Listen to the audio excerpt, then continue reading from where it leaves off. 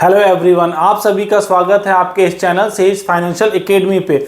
आज हम लोग जो टॉपिक पे बात करने वाले हैं उस टॉपिक का नाम है हिंदू अनडिवाइडेड फैमिली। आज टॉपिक में हम लोग जानने की कोशिश करेंगे कि हिंदू अनडिवाइडेड फैमिली क्या है, क्यों ये बनाया जाता है, इसके क्या बेनिफिट्स हैं और क्या कुछ इसका नुकसान भी है, और इस साथ ही साथ इसके टैक्स बेनिफिट को भी जानने की कोशिश करेंगे। तो चलिए स्टार्ट करते हैं हम लोग आज के टॉपिक को।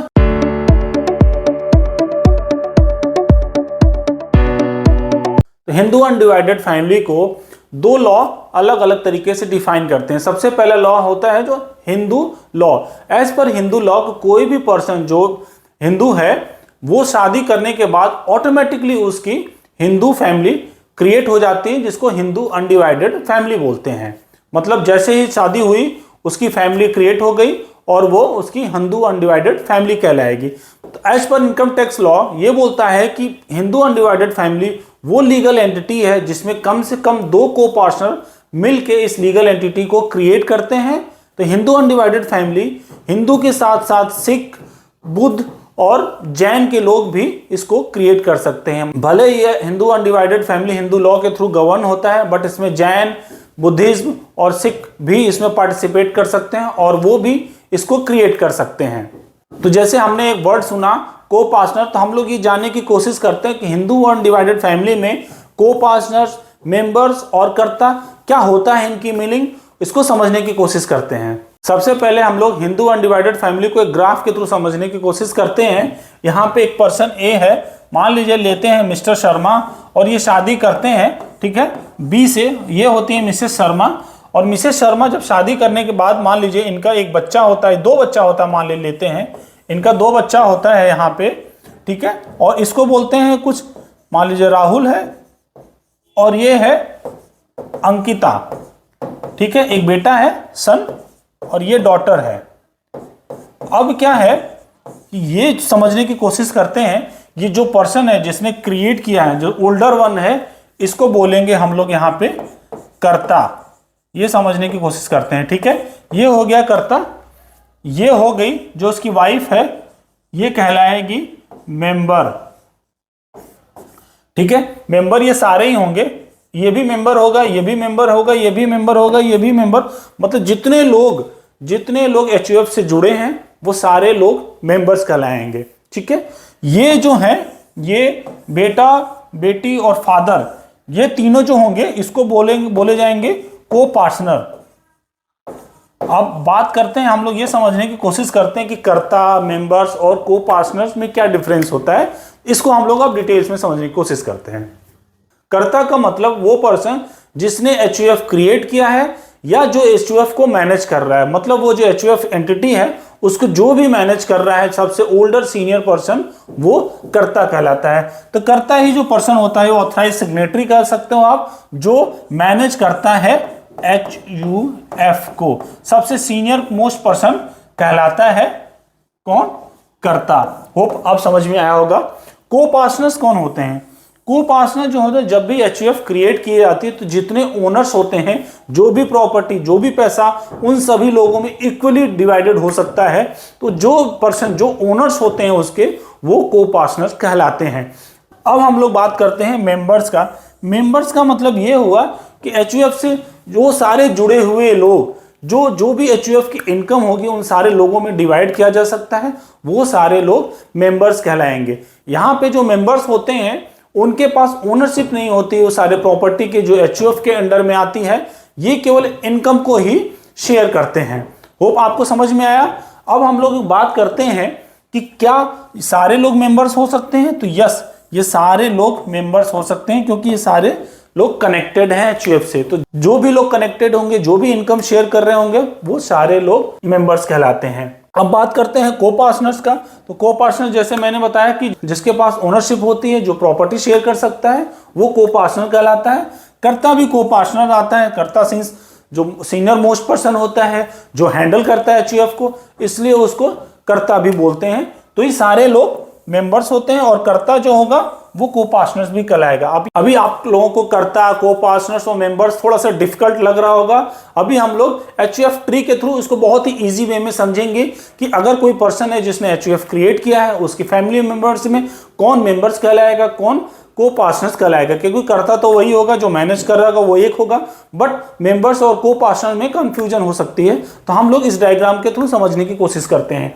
तो एक मान लीजिए जैसे मिस्टर शर्मा है, अभी इस मिस्टर शर्मा ने शादी करी, ठीक है, और ये मिस्टर बी है जो मिसेस शर्मा बन गई। अब शादी के बाद क्या हुआ, इनका जो बच्चा हुआ वो 2 बच्चे हुए। एग्जाम्पल लेते हैं, एक हो गया सन और ये हो गया डॉटर। अब क्या हुआ कि इन्होंने एचयूएफ क्रिएट कर दी। ये हो गया मिस्टर शर्मा, जिनको बोलते हैं कर्ता, क्योंकि इन्होंने क्रिएट करी और ये मैनेज कर रहे हैं, ठीक है। इनके बच्चे जो हो गए वो हिस्सेदार हो गए उस सारी प्रॉपर्टी में पैदा होते ही। तो ये ओनर जो है प्रॉपर्टी का, उनके बच्चे भी हिस्सेदार हो गए। तो ये सारे जो बोले जाएंगे वो को पार्टनर बोले जाएंगे, ठीक है। इनके बच्चे दोनों को पार्टनर बोले जाएंगे, ये भी को पार्टनर बोले जाएंगे क्योंकि ये भी ओनर हैं। यहां पे इनकी wife as an exception ownership होगी इनके पास, बट ये को पार्टनर नहीं कहलाएंगी। अब डिफरेंस क्या होगा यहाँ पे को पार्टनर से, क्योंकि एज ए मेंबर ये ओनरशिप रखती हैं। अगर जब भी प्रॉपर्टी डिवाइड होगी इन तीनों लोगों के एग्रीमेंट से, तो प्रॉपर्टी का जो भी हिस्सा इनका हिस्सा बनेगा 1/4 इनको मिलेगा, बट ये जो होगा डिवीजन के लिए पार्टिसिपेट नहीं कर सकती। होप आपको इस एग्जांपल से समझ में आएगा कि इनकी वाइफ मेंबर्स होने के साथ ही साथ ये ओनरशिप भी रखती हैं as an exception as per Hindu law. अब हम लोग नेक्स्ट जनरेशन की बात करते हैं। इन दोनों की शादी होती है, मान लो इनकी शादी होती है, ये वाइफ है, और इनकी शादी होती है ये हस्बैंड से, ठीक है। अब इनका हस्बैंड, अब इनकी जो वाइफ है ये अगेन मेंबर्स बनेगी केवल, ये को पार्टनर नहीं हो सकती। ये जो है ये को पार्टनर्स है, ये भी डॉटर भी है जो को पार्टनर्स है। बट ये इनकी फैमिली मैरिज होने के बाद इनकी जो फैमिली होगी अब ये इससे कनेक्टेड नहीं रहेगी, बट इनकी फैमिली जो कनेक्टेड रहेगी, इसकी वाइफ मेंबर्स कहलाएगी। और इसके बच्चे जो होंगे, जो इसका चाहे सन हो, डॉटर हो, ये जो है ये को पार्टनर कहलाएंगे। तो कहने का मतलब जो बेटा होगा उसके जो भी बच्चे होंगे वो को पार्टनर कहलाएंगे, और उसी हिसाब से उनका डिवीजन, उनका शेयर उस फैमिली में होता जाएगा। बट यहाँ पे जब बेटी शादी के बाद क्या होगी, ये को पार्टनर तो यहाँ रहेगी, बट इसकी फैमिली दूसरी फैमिली की मेंबर्स होगी, दूसरी फैमिली में को पार्टनर होगी। अब यहाँ पे ये जानने की बात है कि ये जो इनकी मिस्टर शर्मा की वाइफ थी ये मेंबर्स थी, ठीक है, शादी के बाद आई और ये मेंबर बन गई। सिमिलरली ये जब उसकी बेटी है शादी के बाद गई तो वो दूसरी फैमिली में वो मेंबर्स होगी, क्योंकि यहाँ पे जो है वो को पार्टनर है। तो होप आप समझ में आया, शादी के बाद वो दूसरी फैमिली के एचयूएफ या जो भी हो वहां पे वो मेंबर्स बनेगी और यहाँ पे ये को पार्टनर होगी। इस तरह से ये फैमिली ट्री चलती रहेगी, ये 4 जनरेशन तक कंटिन्यू हो सकती है। अगर ये कर्ता का डेथ होता है तो जो नया जनरेशन जो कर्ता बनेगा फिर उसके साथ भी अगला 4 जनरेशन तक कंटिन्यू करता है। इस तरफ एचयूएफ चलता है। होप आपको इस डायग्राम से समझ में आएगा एचयूएफ के बारे में। अभी हमने बात करा एचयूएफ के बारे में। अगर कोई पर्सन एचयूएफ एक्चुअली में क्रिएट करना चाहता है तो कैसे क्रिएट कर सकता है, और उसकी जो प्रॉपर्टी होगी, जो इनकम होगी, किस तरीके से आ सकती है। अगर मान लीजिए मिस्टर शर्मा ने एचयूएफ क्रिएट किया तो मिस्टर शर्मा क्या कर सकते हैं, उनकी सारी फैमिली मिलके एक पूल बना सकती है और सारे लोग अपना डिस्ट्रीब्यूशन कर सकते हैं उसमें पैसों का, प्रॉपर्टी का, और वो पूल एक एचयूएफ कहला सकता है। दूसरा, मिस्टर शर्मा या उनकी फैमिली की एंसेस्ट्रल जो भी प्रॉपर्टी होगी वो एचयूएफ के लिए क्रिएट की जा सकती है। तीसरा, अगर कोई डोनेशन देना चाहे तो वो भी एचयूएफ के नाम पे डोनेशन दे सकता है। इस तरीके से एचयूएफ के पास चाहे पैसा हो या प्रॉपर्टी हो, उस तरह से उसको वेल्थ क्रिएट की जा सकती है। अगर हम बात करें इनकम की तो एचयूएफ कौन कौन से तरीके से इनकम क्रिएट कर सकता है। तो सबसे पहला इनकम ये होगा कि जो भी एंसेस्ट्रल प्रॉपर्टी होंगी उससे जो भी इनकम जनरेट कर रहा होगा वो एचयूएफ की इनकम कहलाएगी। दूसरा, अगर एचयूएफ कोई बिजनेस करता है, मान लीजिए एचयूएफ है वो किसी बिजनेस में इन्वॉल्व है, तो उससे जो भी इनकम अर्न होगी वो बिजनेस इनकम कहलाएगी, वो एचयूएफ की इनकम कहलाएगी। तीसरा, मान लीजिए एचयूएफ कहीं इन्वेस्टमेंट करता है, प्रॉपर्टी में, शेयर्स में इन्वेस्टमेंट करता है, तो जो भी उसमें कैपिटल गेन्स होंगे वो एचयूएफ की इनकम कहलाएगी। या और अदर इन सब के अलावा कोई और इनकम होगी एचयूएफ की तो वो भी इनकम की जा सकती है। बट इन 4 के अलावा कोई और इनकम एचयूएफ की नहीं हो सकती है। अभी हमने डिस्कस किया कि एचयूएफ क्या होता है। अब हम लोग बात करते हैं कि एचयूएफ को कैसे क्रिएट कर सकते हैं। तो एचयूएफ को क्रिएट करने के लिए मिनिमम 2 को पार्टनर्स चाहिए। कितने? 2 को पार्टनर्स।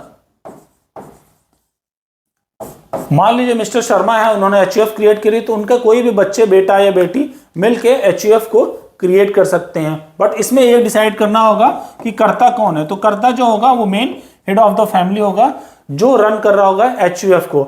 अब यहाँ पे क्या होगा, जब भी रजिस्टर्ड करना होगा तो उसको लीगल डीड बनवाना पड़ेगा, जिसके लिए एचयूएफ क्रिएट करना होगा, और साथ ही साथ इसको रजिस्टर्ड करवाना होगा, तब जाके ये क्रिएट होगा एचयूएफ। अगर मान लीजिए कोई और रिक्वायरमेंट है तो उसके साथ ही साथ उसको पैन कार्ड के लिए भी अप्लाई करना होगा, क्योंकि इस लीगल एंटिटी के ऊपर जो भी टैक्सेबल होगी लायबिलिटी वो पैन कार्ड से ही डिटरमाइन की जा सकती। तो ये सारा प्रोसेस है जिसके थ्रू एक एचयूएफ क्रिएट किया जा सकता है। तो एचयूएफ का टॉपिक काफी लंबा हो रहा है, तो आज इस टॉपिक को हम लोग यहीं समाप्त करते हैं। नेक्स्ट पार्ट में हम लोग एचयूएफ के बेनिफिट्स के बारे में जानेंगे, उसके टैक्स कैलकुलेशन को सीखेंगे, और साथ ही साथ ये भी जानेंगे कि क्या क्या इसके डीमेरिट्स हैं। तो होप आज का ये वीडियो आपको एचयूएफ पे काफी इंफॉर्मेटिव लगा होगा। अगर आपको ये वीडियो पसंद आया होगा तो प्लीज लाइक करते रहिए, सब्सक्राइब करते रहिए और कमेंट करके हमें बताते रहिए। Thank you everyone.